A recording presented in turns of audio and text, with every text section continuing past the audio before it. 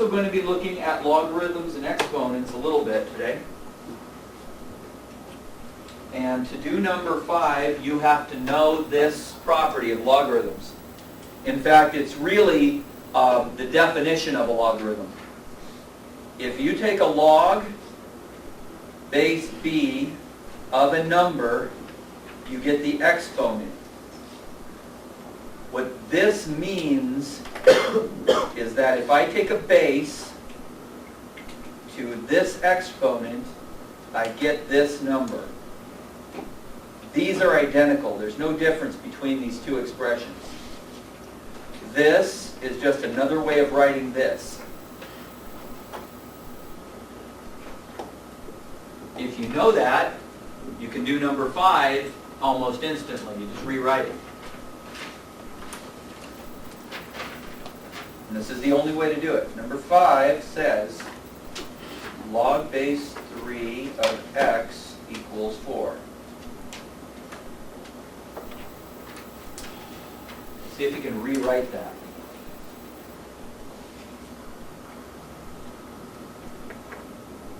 Don't need a calculator for it. Not at all.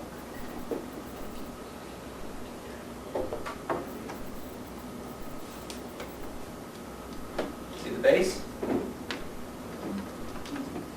See the number to the exponent? You take the base to the exponent and you get the number. That's what logs do. Take the base to the exponent and you get the number. 3 to the 4th is 3 times 3 times 3 times 3. 81. 81, 9 times 9. That's it. That's x.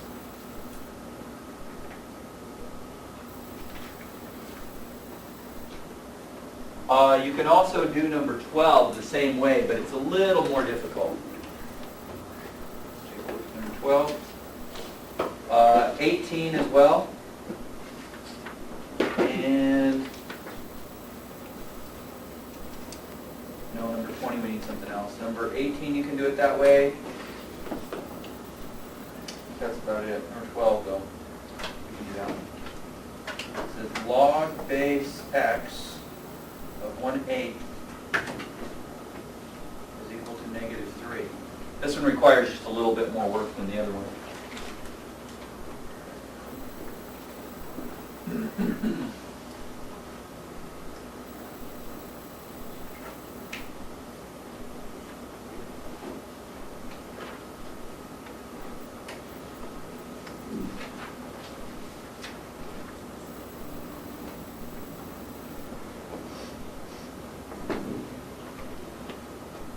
What's the base? X. The exponent?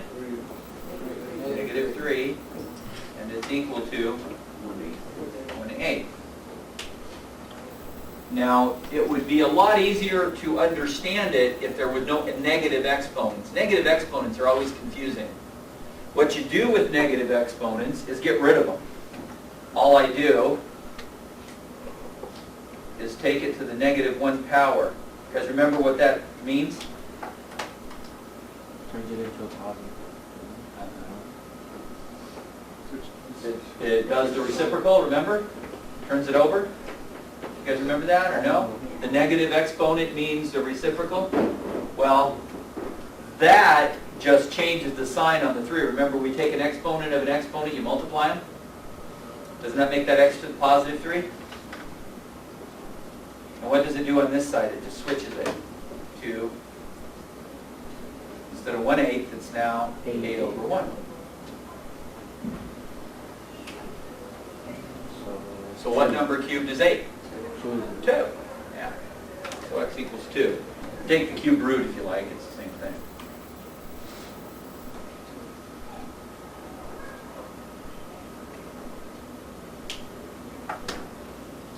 So if I take base 2 to the -3, I get 1/8.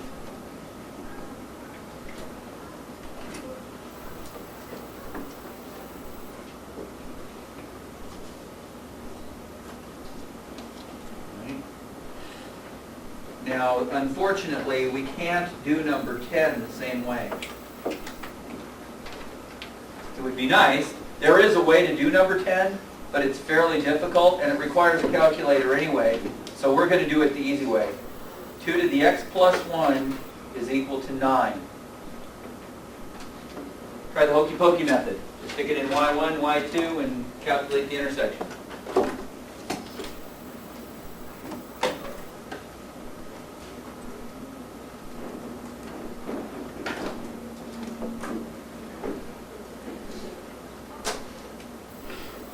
Very important. Put that x plus 1 in parentheses. If you don't do that, it doesn't put it in the exponent. See, if you type this, it means this, which isn't what you want, is it? You want this, see? Which is that. That's going to be your y1 and your y2. And then you're going to calculate the intersection. Do you get an ugly decimal? Try. What'd you get?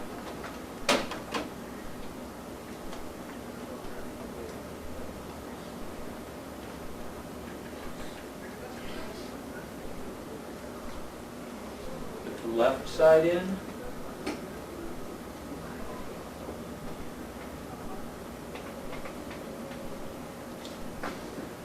Put the right side in. And graph them. There's that equation, y equals x plus 1, y equals 2 to the x plus 1, sorry. And here's your y equals 9, and there's their intersection right there. Huh? Well, you can't just estimate it, you have to calculate the intersection. That's second, trace, number 5. And we move the bug up to the intersection. You really should do that every time, get in the habit. And hit the enter 3 times. 1, 2, 3. Pretty ugly decimal with an x. The y value is immaterial. The y value is just telling me where the intersection is. They're both 9 at that point. This is the x value, isn't it? If you want to see it a little better, everybody hit second quit. They're right next to each other. See how it says second mode right next to there? Oh. Looks like it's gone, doesn't it? Your x is never gone until you change it. If you hit x, you get to see it again. Press x. That's correct all the way out to here. You can test you can test it even. Can't we take 2 to the x plus 1? What should I get? 9. Oh, perfect. That decimal's a real nice one. It's really accurate all the way out there.